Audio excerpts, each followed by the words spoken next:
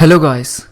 तो कैसे हैं आप सभी लोग। तो स्वागत है आप सभी लोगों का एक बार फिर हमारे चैनल पे, जहां आप सुनते हैं भूत प्रेतों से जुड़ी हिंदी हॉरर कहानियां। तो आज जो कहानी मैं आप लोगों को सुनाने जा रहा हूं, शायद उस कहानी को सुन के आपकी आंखें नम हो जाएं। और अगर आपने अभी तक हमारा चैनल सब्सक्राइब नहीं किया है तो जल्दी से जल्दी सब्सक्राइब कीजिए, क्योंकि मैं हर हफ्ते अच्छी से अच्छी कहानियां ढूंढ के आप लोगों के लिए लाता रहता हूं। तो अब चलते हैं आज की कहानी की ओर।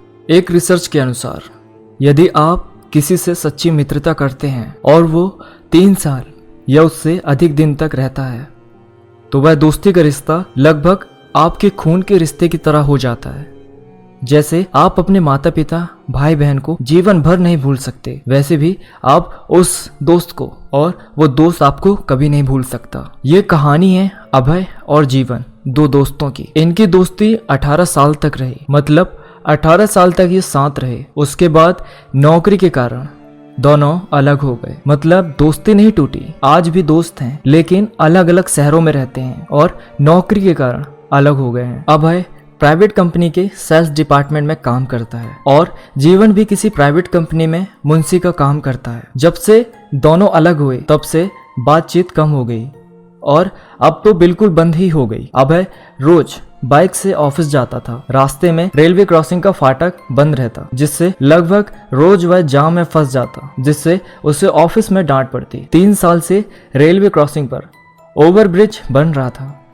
अभय भी चाहता था जल्दी से जल्दी यह ओवरब्रिज बन जाए ताकि जाम की समस्या से छुटकारा मिले और ऑफिस आने जाने में सहूलियत हो। खैर, ओवरब्रिज बन गया और लोगों के लिए उसे खोल दिया गया। अभय भी आज ओवरब्रिज से होकर ऑफिस जाने वाला था। चलो अब जाम से छुटकारा मिल जाएगा। बाइक से ओवरब्रिज पर जा ही रहा था, अभी आधा ओवरब्रिज भी पार नहीं किया था कि बाइक बंद पड़ गई। अब अभय को पैदल ही गाड़ी लेकर ओवरब्रिज को पार करना पड़ा। ओवरब्रिज पार करने के बाद उसने बाइक को स्टार्ट करने का प्रयास किया। बाइक तुरंत स्टार्ट हो गई, लेकिन अब रोज जब भी वह ओवरब्रिज से जाता उसकी गाड़ी उसी जगह पर खराब हो जाती या बंद हो जाती। अभय सोचने लगा आखिर फायदा क्या हुआ ओवरब्रिज से। उसने गाड़ी मैकेनिक को दे दी। अगले दिन अपने बॉस की गाड़ी में ऑफिस जा रहा था और फिर गाड़ी बिगड़ गई उसी जगह पर। किसी तरह गाड़ी को धक्का देकर ओवरब्रिज के पार ले जाया गया। एक दिन कंपनी का एक दूसरा ब्रांच अभय के घर के नजदीक खुल गया और अभय को इसी ब्रांच में भेज दिया गया।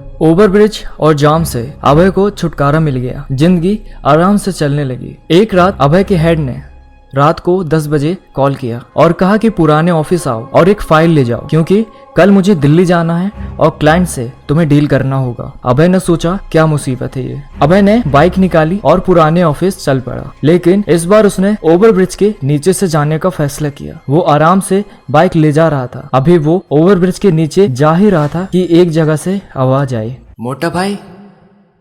अभय बाइक से उतर गया, क्योंकि कुछ गिने चुने दोस्त थे उसे मोटा भाई कहकर बुलाते थे। वो उतर के कुछ दूर पैदल गया। वहाँ ओवरब्रिज के नीचे एक पागल जैसा आदमी मिला। अभय को देखते ही उसने कहा, सुना ना तुमने उसे, सुना ना तुमने, लोग मुझे पागल कहते हैं।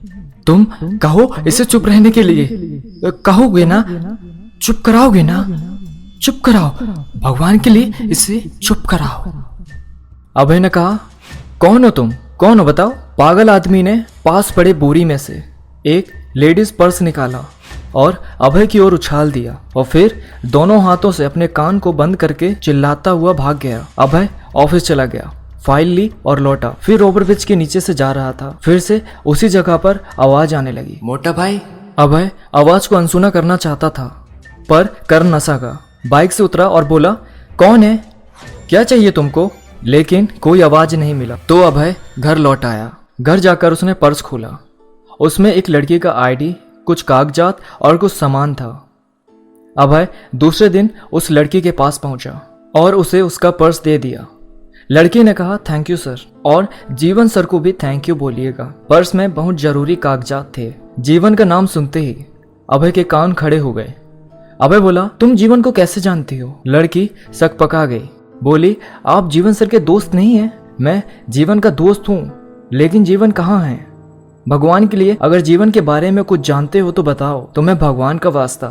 लड़की ने कहना शुरू किया, सर मैं एक कंपनी में काम करती हूँ। एक रात जब मैं ऑफिस से घर जा रही थी रास्ते में कुछ लोगों ने मुझे उठा लिया और ओवरब्रिज के पास ले गए। उस समय ओवरब्रिज बन ही रहा था। उन लोगों में से एक लड़का वो था जिसके बाप की कंस्ट्रक्शन कंपनी को ओवरब्रिज का ठेका मिला था। उसका छोटा सा ऑफिस भी वहीं था। वो लोग मुझे घसीट कर उसमें ले जाने लगे। तभी जीवन सर ऑफिस से बाहर आए और कहा कि छोड़ दो लड़की को। लड़के ने कहा, 2 टके के मुंशी हमारा नौकर होके हमें से जवान लड़ाता है। वो जीवन सर को मारने दौड़े। जीवन सर ने पास पड़े सरिये से चारों की पिटाई कर दी और मुझे बाइक पर लेकर निकल गए। मुझे घर छोड़ा, लेकिन मेरा पर्स वहीं छूट गया था। जीवन सर ने कहा कि कल मैं तुम्हारा पर्स तुम्हें ला दूंगा, और वे लौट गए। और आज आप इतने दिनों बाद पर्स लौटाने आए तो लगा कि जीवन सर ने आपको भेजा है। अभय तुरंत ओवरब्रिज के नीचे पहुंचा और उस पागल को खोजने लगा। वहां एक चाय की दुकान थी। अभय ने उससे पागल के बारे में पूछा। चाय वाले ने कहा, अरे साहब, वो पुल बनाने वाले कंस्ट्रक्शन कंपनी का गार्ड था, लेकिन